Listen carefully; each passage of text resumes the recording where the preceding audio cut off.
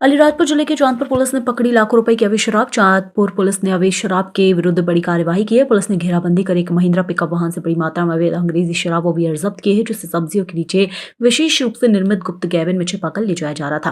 दरअसल थाना Chandpur police team को मुखबिर के माध्यम से सूचना प्राप्त हुई कि अलीराजपुर की ओर से एक सफेद रंग की महिंद्रा पिकअप अवैध शराब लेकर चांदपुर की ओर आ रही। सूचना की गंभीरता को देखते हुए थाना प्रभारी के द्वारा टीम तैयार कर नाकेबंदी की कार्यवाही की गई। नाकेबंदी की कार्रवाई के दौरान एक संदिग्ध वाहन के आने पर उसे रोका गया। चालक ने अपना नाम गमजी पिता चुनिया वास्कल निवासी ग्राम चौजी बताया। प्रारंभिक पूछताछ में चालक ने वाहन में हरी सब्जियां लदी होने की बात कहकर पुलिस को गुमराह करने का प्रयास किया। संदेह होने पर जब वाहन को थाना परिसर में लाकर सूक्ष्मता से जांच की गई तो सब्जियों के नीचे बॉडी में एक विशेष गुप्त बॉक्स कैबिन बना हुआ पाया गया। वहीं 13,13,840 रुपए आरोपी के पास शराब परिवहन से संबंधित कोई वैध दस्तावेज या परमिट नहीं पाया गया। पुलिस ने आरोपी को गिरफ्तार कर उसके विरुद्ध मध्य प्रदेश आबकारी अधिनियम की धारा 34(2) एवं 46 के तहत अपराध क्रमांक 10/2026 पंजीबद्ध कर बेचना में लिया गया है।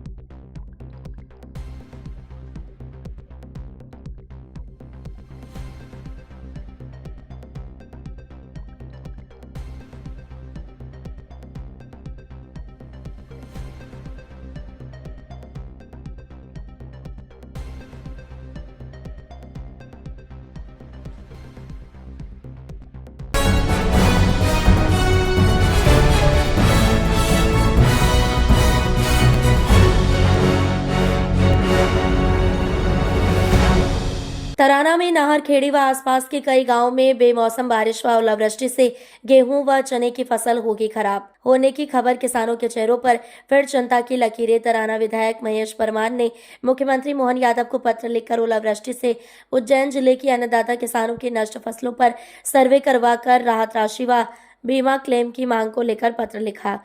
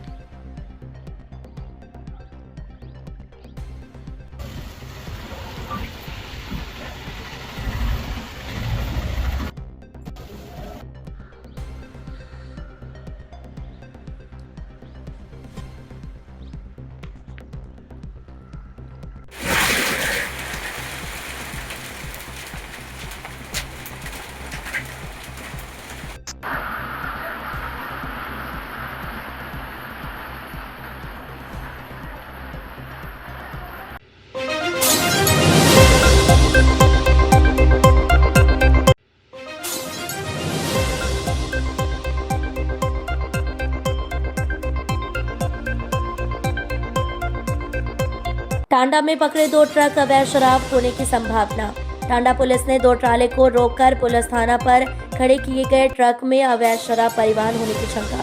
थाना प्रभारी संजय रावत ने बताया कि हमारी कार्रवाई जारी है, पूरी तरह जांच करने के बाद ही खुलासा किया जाएगा।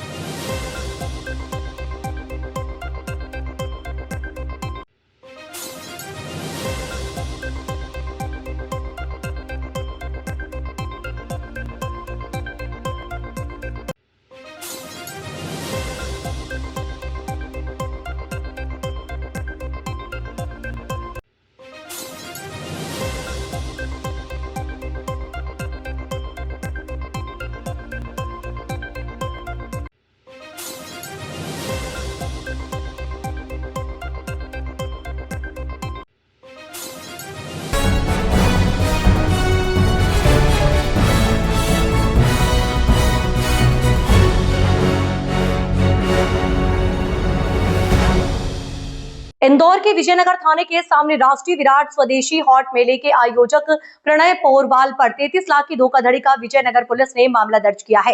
दरअसल पूरा मामला दिसंबर माह का है, जहां विजयनगर थाने के सामने राष्ट्रीय विराट स्वदेशी हॉट मेले का आयोजन किया गया था। वहीं राष्ट्रीय विराट स्वदेशी हॉट मेले के आयोजक और टेंट लगाने वाले व्यापारी के बीच व्हाट्सएप या किसी प्रकार से टेंट लगाने की बात हुई थी, जिसके बाद आयोजक और टेंट व्यापारी के बीच कहासुनी हो गई और आयोजक द्वारा टेंट लगाने वाले व्यापारी का 33 लाख रुपए रोक लिए। वहीं फरियादी दिलीप नाहर और जितेंद्र नाहर द्वारा विजयनगर थाने पर शिकायत करने के लिए करीब 1 महीने चक्कर लगाने के बाद आखिरकार राष्ट्रीय विराट स्वदेशी हॉट मेले के आयोजक प्रणय पोरवाल के खिलाफ मारपीट सहित आपराधिक मामला दर्ज कर लिया गया। इसी के साथ पुलिस द्वारा फरियादी दिलीप नाहर और जितेंद्र नाहर के बयान के लिए जाएंगे, जिसके बाद और भी आरोपी बनाए जा सकते हैं। बहरहाल पुलिस द्वारा आरोपी प्रणय पोलरवाल की जल्द ही गिरफ्तारी की जाएगी। वहीं फरियादी दिलीप नाहर ने बताया कि 13 से 22 दिसंबर को विजयनगर थाने के राष्ट्रीय विराट स्वदेशी हॉट मेले का आयोजन राजेश पोरवाल और अन्य द्वारा आयोजन किया गया था, जिसके टेंट का काम दिलीप नाहर और जितेंद्र नाहर द्वारा 33 लाख रुपए में किया गया था। 33 लाख में से 8 लाख रुपए आयोजक द्वारा दिलीप नाहर को दिए गए थे और बाकी पैसे दिलीप नाहर और जितेंद्र नाहर द्वारा मांगने पर पहले डराया धमकाया, उसके बाद राजेश पोरवाल द्वारा दिलीप नाहर के साथ जमकर मारपीट की गई थी। उसके बाद फरियादी दिलीप नाहर ने 1 महीने विजयनगर थाने के चक्कर काटने के बाद पुलिस कमिश्नर और एसीपी पराग सैनी ने फरियादी दिलीप नाहर की फरियादी सुनी और आयोजक प्रणय पोरवाल पर मारपीट सहित आपराधिक मामले में FIR दर्ज कर ली है। बहरहाल देर से ही सही मगर पीड़ित को आखिरकार इंसाफ मिल ही गया। ये 13 से 22 तक विजयनगर चौराहे पर स्वदेशी हाट बाजार मेले का आयोजन किया गया था। जो इसका आयोजक का नाम राजेश पोरवाल, प्रणय पोरवाल, जिसका टेंट का काम मेरे भाई DB इवेंट कंपनी द्वारा किया गया था, जिसका कोटेशन हमने इनको बाकायदा इनवॉइस सहित पोस्ट द्वारा भेजा गया था 33,02,242 का, जिसमें से हमें 8 लाख रुपए इन लोगों ने प्रदान किए। बाकी पैसा हमें नहीं दिया गया। धोखाधड़ी की गई और जान से मारने की धमकी दी गई, अन्य नेताओं की घोष दी गई। ये राजेश पोरवाल, प्रणय पोरवाल द्वारा हाँ, बताइए किस तरह की ठगी हुई है आपके साथ, कौन लोग थे करने वाले, कहाँ पर आपने सामान लगाया? विजयनगर चौराहे पे 13 से 22 तक एक स्वदेशी हाट बाजार मेला का आयोजन किया गया था। राजेश पोरवाल, प्रणय पोरवाल द्वारा राष्ट्रीय स्वदेशी हाट बाजार करके, ठीक है, जिसका टेंट का काम हमने किया था, जिसका इनवॉइस भी उनको भेजा गया था 33,02,242, जिसमें से 8 लाख रुपए दिए। बाकी के पेमेंट के लिए हमें डराया गया, धमकाया गया, हमारे साथ मारपीट की गई और 21 तारीख को ज़्यादा ही मारपीट की, जिसमें मैंने 100 नंबर पे फ़ोन किया, विजयनगर थाने गया, आपस में समझाया गया, फिर वापस हम लोगों को भेज दिया, भाई वहाँ पे FIR नहीं हुई थी। फिर उसके बाद मेरे हर चीज़ को सुना गया माननीय कमिश्नर साहब, DCP साहब और ACP साहब ने। उसके बाद FIR की गई, जिसकी FIR की FIR की गई और अन्य लोग जो मेरे साथ वाले हैं, लोकेश जी शर्मा, उनके साथ भी उनका कंसल्टेंसी का काम किया गया और उनका पैसे अभी दबाया, मतलब पूर्ण रूप से खा गए वो लोग। टोटल कितने लोगों का पैसा खाया? टोटल समझ लीजिए आप 3 से 4 लोग हैं। जो भोपाल राजू टेंट वाला है, मैंने ACP सर की डायरेक्ट बात करी राजू टेंट वाले से, वहाँ भी ये अपराध करके आया हुआ है, पैसा खाया इसने वहाँ पे भी। ये कहाँ का रहने? ये सर छत्रीबाग 202 क्या नाम? 14, ये राजेश पोरवाल, प्रणय पोरवाल। ओके, आपका नाम बता दीजिए। मेरा नाम दिलीप नाहर, मैं जितेंद्र नाहर का छोटा भाई हूँ। DB इवेंट का संचालक मेरे भाई है जितेंद्र नाहर। सामने आया 33 लाख रुपए की, क्या है पूरा मामला सर, किस तरह की धोखाधड़ी? ये थाना विजयनगर अंतर्गत थाने परिसर के सामने ही ग्राउंड में एक राष्ट्रीय विराट स्वदेशी हाट बाज़ार लगा हुआ था दिसंबर माह में। इसमें जो हाट बाज़ार लगाने वाले हैं और जो टेंट का काम करते हैं, उनके बीच में किसी प्रकार का व्हाट्सएप पे या फिर किसी माध्यम से एक कॉन्ट्रैक्ट हुआ था कि हम इतने रुपए से आपका पूरा काम करेंगे, पर उनके बीच जो भी कुछ हुआ उसमें उनका मनमुटाव हुआ और बाद में इन्हें पैसे देने से मना किया और बाकी चीज़ें सामने आई। तो उसी आवेदन पत्र जो कि दिलीप नाहर और जितेंद्र नाहर के द्वारा प्रस्तुत किया गया था थाने में, उसी के आधार पर फिर थाना विजयनगर में अपराध प्रणय पोरवाल के खिलाफ पंजीबद्ध कर लिया गया है। कितने लोगों के खिलाफ हो, कितने लाख रुपए का मामला था? ये वर्तमान में तो अभी एक ही जन के खिलाफ हुआ है, प्रणय पोरवाल के खिलाफ। बाकी अन्य अभी आवेदक से पुनः कथन लिए जाएंगे और उसके संबंधित जितने भी साक्ष्य हैं, चाहे वो डिजिटल हो चाहे वो दस्तावेजी हो, सभी जब्त करने के पश्चात जो भी उसमें चीज़ें सामने आएंगी वो भी की जाएंगी। वर्तमान में अभी लगभग इनने 33 लाख रुपए का फ्रॉड बताया है, तो उसके अंतर्गत अपराध पंजीबद्ध कर लिया गया। और भी लोग हैं सर जिनके साथ फ्रॉड हुआ है इसके अंदर? अभी वर्तमान में और लोग सामने नहीं आए हैं जिनके तरफ से फ्रॉड हुआ है। फरियादी सर मारपीट की भी कुछ किया गया था कि इनके साथ, इनके द्वारा? हाँ, उसने अपने कथन में बताया, तो संबंधित धाराएं भी विवेचना में पुनर्कथन लेने के बाद सम्मिलित कर लिए जाएंगे। सर काफ़ी समय बाद ये एफआईआर हुई है, काफ़ी परेशान हुए हैं दिलीप नायर, मतलब जन सुनवाई में भी गए और आपके माध्यम से एक एफआईआर हुई है। चूँकि मामला जांच में ही था और काफ़ी सारे दस्तावेज इकट्ठे करने थे, उस समय के दस्तावेज और उस समय के फुटेजेस भी मीडिया के माध्यम से या फिर आसपास के माध्यम से लेने के प्रयास किए गए, परंतु जो भी फिर जांच के माध्यम से सामने आया और जैसे ही जांच में लगा कि इसके संज्ञा अपराध घटित हुआ है और तत्काल फिर पुलिस ने अपराध पंजीबद्ध कर लिया। नहीं, अभी इसमें गिरफ्तारी नहीं हुई, गिरफ्तारी शेष है। इलेक्ट्रॉनिक और पेपर दोनों हैं। तो पेपर में भी आप एडिटिंग करते हैं, तो वो तो 9-10 बजे तक करके भेज देंगे? नहीं, मेरा एडिटर है वहाँ पे, स्क्रिप्ट राइटर। ये खबर बना के भेज देते हैं, वो फिर अपने दिखेंगे। क्या कोई बीट स्पेसिफिक है कि पॉलिटिकल सब कुछ करना है? सभी हम लोग अच्छा, राजनीति भी देखना है। अब जैसे इनकी बीट है तो क्राइम ही रहेगी बस। हाँ, कुछ लोगों के पास जो हाँ। मेरी नगर निगम बीट नहीं है, अच्छा, नहीं, कलेक्ट्रेट बीजेपी कार्यालय का हाँ। और क्राइम बीट है बस। मेरी पॉलिटेक्निक और ये वाली क्राइम की भी, क्राइम मतलब दे ही रखा है मुझे, क्राइम के हमने इलेक्ट्रॉनिक और पेपर दोनों हैं। तो पेपर में भी आप एडिटिंग करते हैं, तो वो तो 9-10 बजे तक करके भेज देंगे? नहीं, मेरा एडिटर है वहाँ पे, स्क्रिप्ट राइटर। ये खबर बना के भेज देते हैं, वो फिर अपने दिखेंगे। क्या कोई बीट स्पेसिफिक है कि पॉलिटिकल सब कुछ करना है? सभी हम लोग अच्छा, राजनीति भी देखना है। अब जैसे इनकी बीट है तो क्राइम ही रहेगी बस। हाँ, कुछ लोगों के पास जो हाँ। मेरी नगर निगम बीट नहीं है, अच्छा, नहीं, कलेक्ट्रेट बीजेपी कार्यालय का हाँ। और क्राइम बीट है बस। मेरी पॉलिटेक्निक और ये वाली क्राइम की भी, क्राइम मतलब दे ही रखा है मुझे, क्राइम के हमने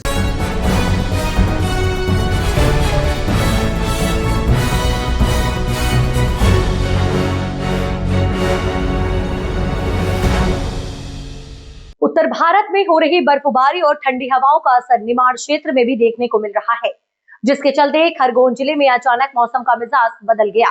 खरगोन के कसरावत क्षेत्र में तेज हवा के साथ बारिश और ओलावृष्टि हुई, जिसके कारण किसानों की गेहूं, चने, मक्का सहित पपीता एवं अन्य फसलें तेज हवा बारिश से जमींदोज हो गई। किसान अपनी फसलों को जमींदोज देखकर रो रहा है। किसानों ने जिला प्रशासन से फसलों के नुकसान का सर्वे कर मुआवजा देने की मांग की है। बारिश से किसानों को काफी नुकसान पहुंचा है। किसानों की मेहनत पर अब पानी फिर गया। इसी तरह से जिले के कई क्षेत्रों में तेज हवा के साथ बारिश हुई है। बारिश से किसानों के चेहरे पर मायूसी छा गई है। क्षेत्र के ग्राम दोगावा, आमलाथा, अहिल्यापुरा, गवाला क्षेत्र में भारी नुकसानी हुई है। किसानों का कहना है कि फसलें इस समय पकने की अवस्था में है। ऐसे अब ओलावृष्टि से फसलों का 100% नुकसान हो गया है। अब इसके उठने की कोई उम्मीद नहीं है। अब बची कुछ ही उम्मीद सरकार से है कि वह इसका जल्द सर्वे करवाकर हमें हमारी फसल बर्बादी का पूरा मुआवजा दे। एसडीएम कसरावत ने बताया कि कल अचानक हुए ओलावृष्टि से कई क्षेत्रों में किसानों के फसल को नुकसान पहुंचा है। इन फसलों का सर्वे करने के आदेश दिए गए। किसानों के माध्यम से कल सूचना प्राप्त हुई थी कि कसरावत तहसील के कुछ ग्रामों में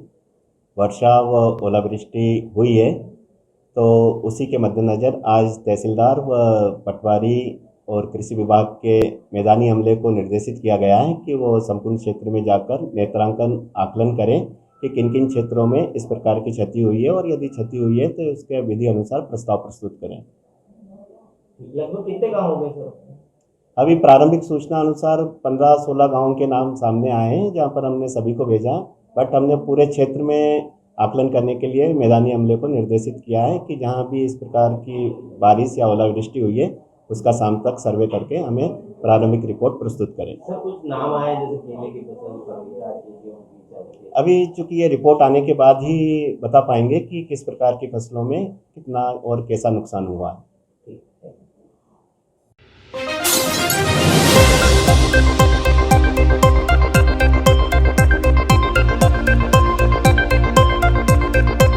कसरावत तहसील क्षेत्र के खलटाका पुलिस चौकी क्षेत्र में मुंबई आगरा राष्ट्रीय राजमार्ग पर स्थित ग्राम रामपुरा में एक इंडियन पेट्रोल पंप में ट्रक में डीजल भरवाने के दौरान अचानक आग लग गई, जिससे पंप पर कर्मचारियों सहित ट्रक चालक में अफरा तफरी का माहौल बन गया था। घटना बुधवार सुबह 8 बजे की बताई जा रही है। वहीं आग लगने के बाद पंप कर्मचारियों द्वारा पाइप से पानी डालकर आग पर काबू पाया गया।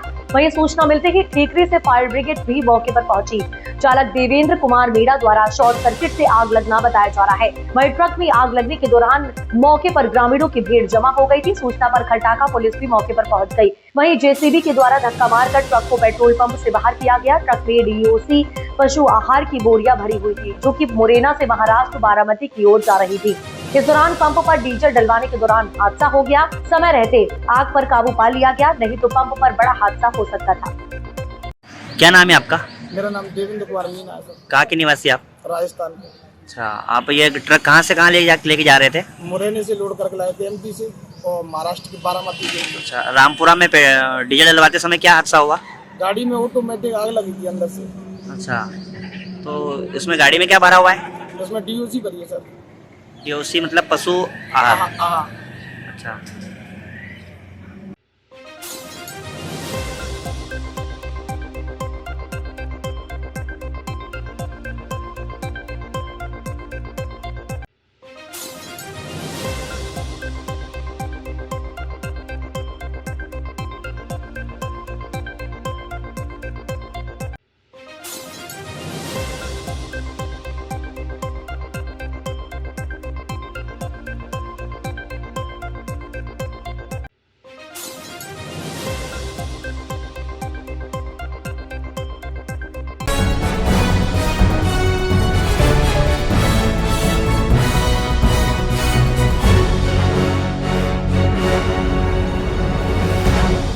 खरगोन में भी यूजीसी कानून के विरोध में आज स्वर्ण समाज की महिलाएं और पुरुष सड़कों पर उतरे।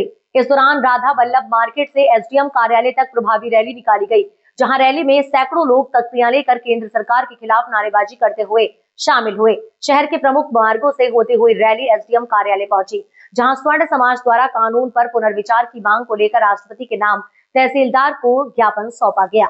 इस दौरान स्वर्ण समाज की महिलाएं और पुरुषों का कहना है कि एक और तो आरएसएस और भाजपा द्वारा कहा जाता है कि एक रहोगे तो सेफ रहोगे, बटोगे तो कटोगे का नारा दिया जा रहा है, लेकिन यूजीसी जैसा काला कानून बनाकर सामान्य वर्ग के विद्यार्थियों के साथ भेदभाव किया जा रहा है। अगर केंद्र सरकार द्वारा इस कानून पर पुनर्विचार नहीं किया गया तो आने वाले वर्षों में होने वाले चुनाव में नोटा को वोट दिए जाएंगे। यूजीसी कानून वापस लो, वापस लो, यूजीसी कानून वापस लो, वापस लो, यूजीसी कानून वापस लेकर जिससे विरोध प्रदर्शन किया, किसी ज्ञापन भी दिया है। आज खरगोन मध्य प्रदेश में यूजीसी के काले कानून को लेकर एक बड़ी रैली का आयोजन किया गया। रैली में सवर्ण समाज ने हिस्सा लिया, साथ ही अन्य वर्गों के लोगों ने भी हिस्सा लिया। इस कानून में मैं ये कहना चाहूँगा कि भारतीय जनता पार्टी सदैव समरसता और एकरूपता की बात करती है, लेकिन जिस हिसाब से इस कानून को पारित किया गया है उसमें न तो कोई समरसता नज़र आ रही है, न एकरूपता नज़र आ रही है। पूरे कानून में पूरे देश में जातियों में बढ़ जाएगा और एक दूसरे से संघर्ष की स्थिति बनेगी। जो पढ़ने वाले बच्चे हैं वो पढ़ नहीं पाएंगे और कॉलेज यूनिवर्सिटी में एक अलग टाइप का संघर्ष बनेगा। इसलिए मेरा ये निवेदन है सरकार से कि इस कानून को वापस लेवे और जिस हिसाब से भारतीय जनता पार्टी और उसका संगठन समरसता और एकरूपता की बात करता है तो उसी के विषय में वो कार्य करे। Thank you. क्या नाम है? संजय पाराशर।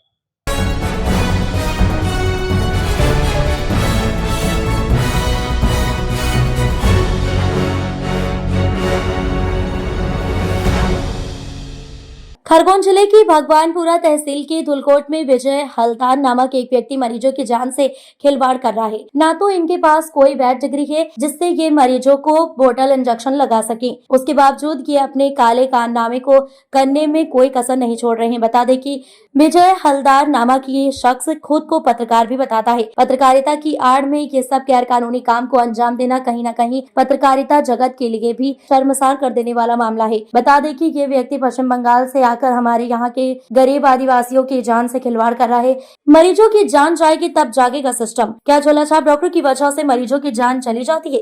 तभी सिस्टम गहरी नींद से जागता है। उसके पहले क्यों नहीं जांच की जाती कि नया व्यक्ति कौन है, कहां से आया है, वैध डिग्री है कि नहीं। इन सब बातों का ध्यान रखना भी आवश्यक है, परंतु ऐसा नहीं होता।